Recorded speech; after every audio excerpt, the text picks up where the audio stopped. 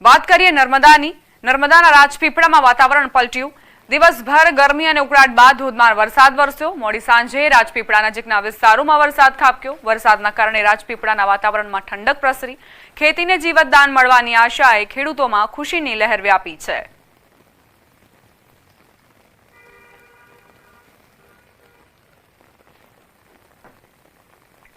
અમરેલીના ગ્રામ્ય વિસ્તારમાં ધોધમાર વરસાદ ખાબક્યો. અમરેલીના અનેક વિસ્તારોમાં ભારે વરસાદ. સાવરકુંડલા, અમરેલી, લીલિયામાં ધોધમાર વરસાદ વરસ્યો. રામગઢની સ્થાનિક નદીમાં પૂર આવ્યું. સાવરકુંડલાના રામગઢ, લીખાડા, ગાધકડા, વીજપડી, આંબરડી સહિતના ગ્રામ્ય વિસ્તારોમાં ધોધમાર વરસાદ વરસ્યો હતો. રામગઢ અને બાઢડા પંથકમાં સારો વરસાદ થતા ખેતી પાકને ફાયદો. અમરેલી પંથકમાં પણ કાળા ડિબાંગ વાદળો છવાયા. લીલિયા શહેરમાં ધોધમાર વરસાદ ખાબકતા રોડ રસ્તાઓ પર વરસાદી પાણી વહેતા થયા. લાંબા સમયના વિરામ બાદ મેઘમહેર થતા ખેડૂતોમાં ખુશી વ્યાપી.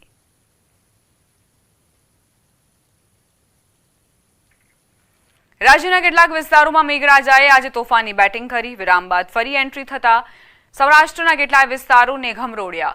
ગીર સોમનાથ જિલ્લામાં ધોધમાર વરસાદ વરસ્યો. ગીર મધ્ય જંગલમાં પણ ભારે વરસાદની હેલી જોવા મળી. ભારે વરસાદના કારણે ગીર ગઢડા, ઉનાના ગામોની નદીઓમાં પૂર આવ્યા. ઉનાના નાના સમઢિયાળા ગામેથી વહેતી માલણ નદીમાં પૂરના દ્રશ્યો સામે આવ્યા.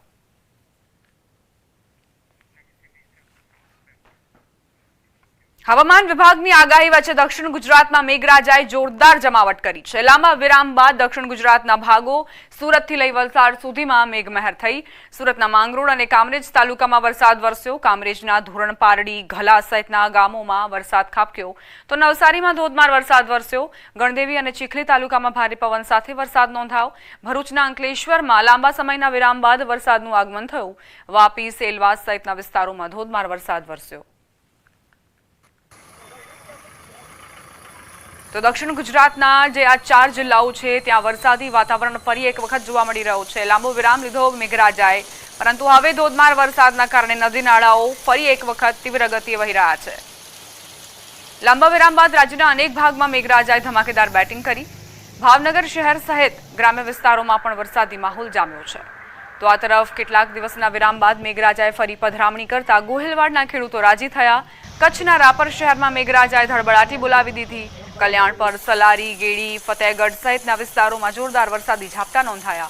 બીજી તરફ અમરેલીના રાજુલા, ડોડિયા, બાલાપરમાં સારો વરસાદ ખાબક્યો હતો. તો આ તરફ છોટાઉદેપુર, મહીસાગર અને ગીર સોમનાથમાં મેઘરાજાએ જમાવટ બોલાવી છે. બોડેલી સહિત આસપાસના વિસ્તારોમાં ધોધમાર વરસાદ ખાબક્યો હતો. જૂની બોડેલી, અલીપુરા, ઢોકલિયા, ચાચક, મોડાસર સહિતના વિસ્તારોમાં વરસાદ નોંધાયો હતો.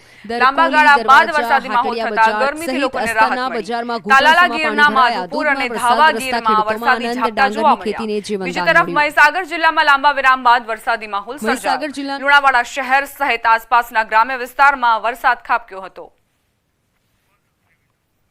છોટાઉદેપુર, ગીર સોમનાથ અને મહીસાગરની તસવીરો આપ જોઈ રહ્યા છો. મેઘરાજાની ધમાકેદાર બેટિંગ જોવા મળી રહી છે. લાંબા વિરામ બાદ ફરી એક વખત મેઘરાજા આવ્યા છે અને સતત વરસાદના કારણે જ રોડ રસ્તા પણ ભીંજાયા છે. ઘણા એવા વિસ્તારોમાં પાણી ભરાવાની સમસ્યા પણ જોવા મળી. જો કે ખેડૂતોમાં ખુશીની લહેર વ્યાપી છે.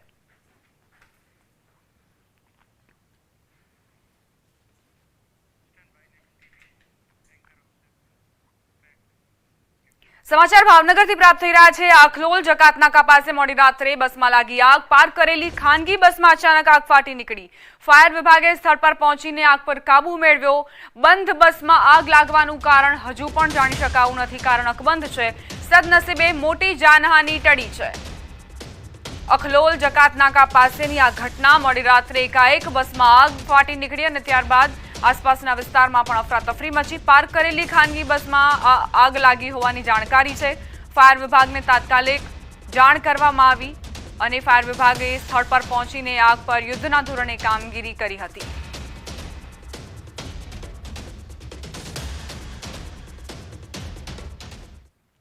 સિક્કિમથી સમાચાર. સિક્કિમમાં ભયાનક ભૂસ્ખલનની ઘટના. પત્તાની જેમ ધરાશાયી થયું પાવર સ્ટેશન.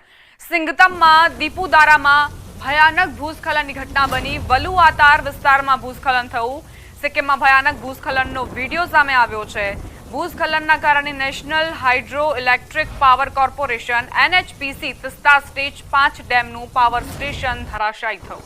છેલ્લા કેટલાક અઠવાડિયામાં વારંવાર નાના ભૂસ્ખલનના કારણે 510 મેગાવોટ પાવર સ્ટેશન ભૂસ્ખલનના જોખમમાં હતું.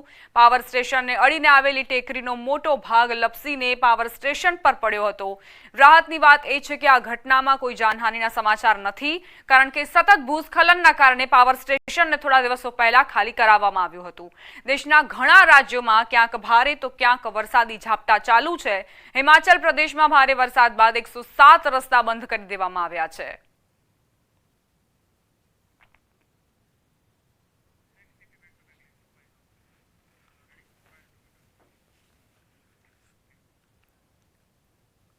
વાત હવે કરીએ ઉત્તરાખંડની. ઉત્તરાખંડના પિથૌરાગઢમાં ભૂસ્ખલનના ભયાવહ દ્રશ્યો સામે આવ્યા. થલ મુનસિયારી રોડ પર ફરીવાર ભૂસ્ખલન થતા રસ્તો બ્લોક થયો.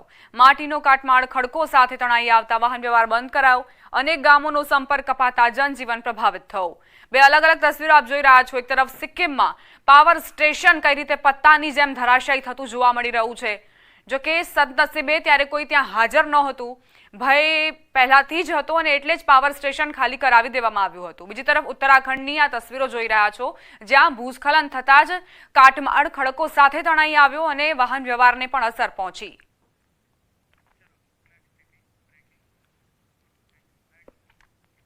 આજથી ગુજરાત વિધાનસભાના ચોમાસુ સત્રની શરૂઆત થઈ રહી છે, જેમાં સરકાર 5 વિધેયકો લાવશે. આ 3 દિવસના સત્રમાં સરકાર 5 મહત્વપૂર્ણ વિધેયકો વિધાનસભા ગૃહમાં રજૂ કરવા માટે તૈયાર છે. આ વિધેયકોને છેલ્લા કેબિનેટ બેઠકમાં મંજૂરી આપી દેવામાં આવી છે અને તે દરમિયાન સંભવિત કાનૂની ફેરફારો પર ચર્ચા થશે. આ 5 વિધેયકોમાં કેટલાક મહત્વના કાયદાકીય સુધારાઓનો સમાવેશ થયો છે. ગૃહ વિભાગ દ્વારા ભ્રષ્ટાચાર સામેની લડતને વધુ મજબૂત બનાવવા માટે ભ્રષ્ટાચારીઓની મિલકત જપ્ત કરવાની તજવીજ કરવાનું બિલ રજૂ કરશે. આ સિવાય કાળા જાદુને રોકવા માટે કાયદો લાવવો અને દારૂ અને ડ્રગ્સના કેસમાં પકડાયેલા વાહનોની હરાજી અંગેના કાયદા રજૂ કરાશે. મહેસૂલ વિભાગ પણ બિનખેતી માટેના પુરાવાની માન્યતાને લગતા કાયદાકીય સુધારા સાથે એક વિધેયક રજૂ કરશે. આ ઉપરાંત કેન્દ્ર સરકારે સંસદમાં ફોજદારી ન્યાય સંહિતા વિધેયક ગત વર્ષે પસાર કરાવ્યું હતું. તે અનુસંધાનમાં ગુજરાત સરકાર આ સત્રમાં અનુકૂળ સુધારા સાથે રજૂ કરશે. તો આજથી ચોમાસુ સત્રની શરૂઆત થવા જઈ રહી છે. 3 દિવસનું ટૂંકું આ સત્ર બોલાવવામાં આવ્યું છે અને તેમાં મહત્વના જે વિધેયકો છે, બિલ છે, તે રજૂ કરવામાં આવશે. સરકારે તૈયારી કરી લીધી છે. કેબિનેટની પણ મંજૂરી આ વિધેયકોને મળી ચૂકી છે અને હવે ચર્ચા માટે આ 5 વિધેયક લાવવામાં આવશે.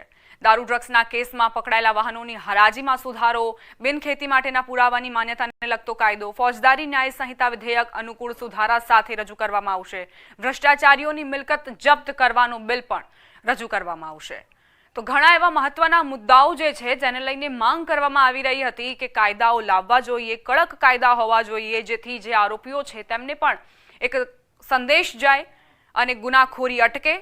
તે જ પ્રયાસના ભાગરૂપે સરકાર 5 મહત્વપૂર્ણ બિલ રજૂ કરવા જઈ રહી છે. ભ્રષ્ટાચારીઓની મિલકત જપ્ત કરવાનું બિલ અને કાળા જાદુને રોકવા માટે પણ કાયદો લાવવો, તેનો જ એક ભાગ. સંવાદદાતા ગીતા જોડાઈ ગયા છે વધુ જાણકારી સાથે. ગીતા, ચોમાસુ સત્રની શરૂઆત થવા જઈ રહી છે, કેવા પ્રકારના જે બિલ છે તે રજૂ કરવામાં આવશે? જી, આજે બપોરે 12 વાગે વિધાનસભા સત્રનો પહેલો દિવસ જે છે તે શરૂ થશે. સત્રના આરંભે પીએમ મોદીને અભિનંદન આપતા પ્રસ્તાવ પર 1.5 કલાકની ચર્ચા થશે. વિવાદ એ છે કે 1 કલાકની પ્રશ્નોત્તરીમાં માત્ર 5 જ સવાલોનો સ્વીકાર કરાયો છે. એટલે આજે વિધાનસભાના પહેલા દિવસે વિદેશમાં રહેતા શિક્ષકો મુદ્દે તડાફડી થાય તેવી એક સંભાવના જોવાઈ રહી છે. અને પેપર એ જોવા મળશે કે મોઢવાડિયા અને સીજે ચાવડા, જે એક સમયે એટલે ગયા સત્ર સુધી કોંગ્રેસ તરફી બેસતા હતા, તેઓ હવે ગૃહમાં ભાજપના એમએલએ સાથે બેસે, ત્યારે નજારો જોવા જેવો છે. હાલ ભાજપના ધારાસભ્યોની અને કોંગ્રેસના ધારાસભ્યોની એક વિશેષ બેઠક શરૂ થઈ છે. એટલે આજે જે સત્ર શરૂ થવાનું છે તેની રણનીતિને લઈને વિધાનસભા સંકુલમાં એક બેઠક અલગ અલગ પક્ષની પોતપોતાની શરૂ કરવામાં આવી છે. જી, આભાર ગીતા જાણકારી આપવા માટે. સમાચારોમાં આગળ વધીએ. આગામી વિધાનસભાના સત્રમાં અંધશ્રદ્ધા વિરોધી કાયદો આવવાનો છે. આ નવા કાયદાને લઈને ગુજરાતભરમાં અંધશ્રદ્ધા વિરોધી મુહિમ ચાલી રહી છે, ત્યારે વિજ્ઞાન જાથાના ચેરમેને પણ આ નવા કાયદાને આવકાર્યો હતો. તેમણે કહ્યું કે વર્ષ દરમિયાન અંધશ્રદ્ધાના 500 જેટલા કિસ્સાઓ સામે આવે છે. આ નવા કાયદાથી ચોક્કસ અંધશ્રદ્ધા પર બ્રેક લાગશે. 400 થી 500 કિસ્સા અંધશ્રદ્ધાના એવા બને છે કે ભગવાનને મિલન થાય તો એના માટે સામૂહિક આપઘાત કરે છે.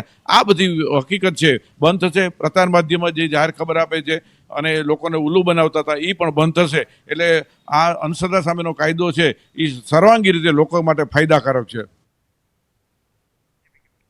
અંધશ્રદ્ધા નાબૂદી કાયદા બાબતે ગુજરાત મુંબઈ રેશનાલિસ્ટ એસોસિએશનના સેક્રેટરી પિયુષ જાદુગરે કહ્યું કે અંધશ્રદ્ધાના નામે તાંત્રિક લોકોને હેરાન કરે છે, અંધશ્રદ્ધાનો લાભ લઈને પોતાના ઘર ભરે છે.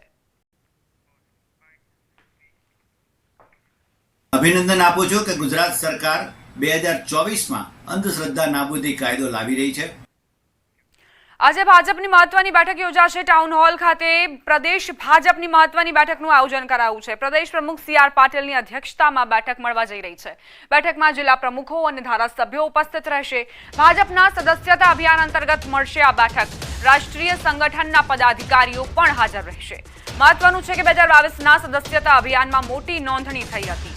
પ્રાથમિક સભ્ય 1,63,67,503 નોંધાયા હતા. ભાજપમાં સક્રિય સભ્ય 1,28,974 નોંધાયા હતા.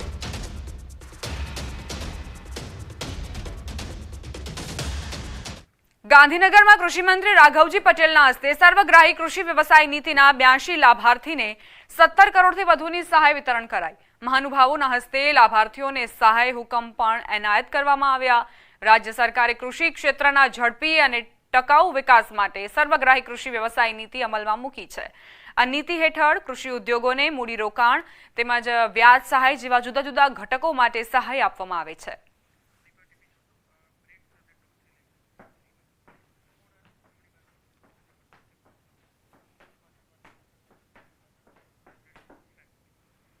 બુલેટિનમાં રોકાઈશું એક નાનકડા વિરામ માટે અને નજર હવે ટોપ 3 ન્યૂઝ પર. રાજ્યમાં 6 દિવસ વરસાદની હવામાન વિભાગની આગાહી. નર્મદા ડેમની જળ સપાટી 135.2 મીટર પર પહોંચી. પ્રધાનમંત્રી નરેન્દ્ર મોદી આજથી પોલેન્ડ યુક્રેનના પ્રવાસે.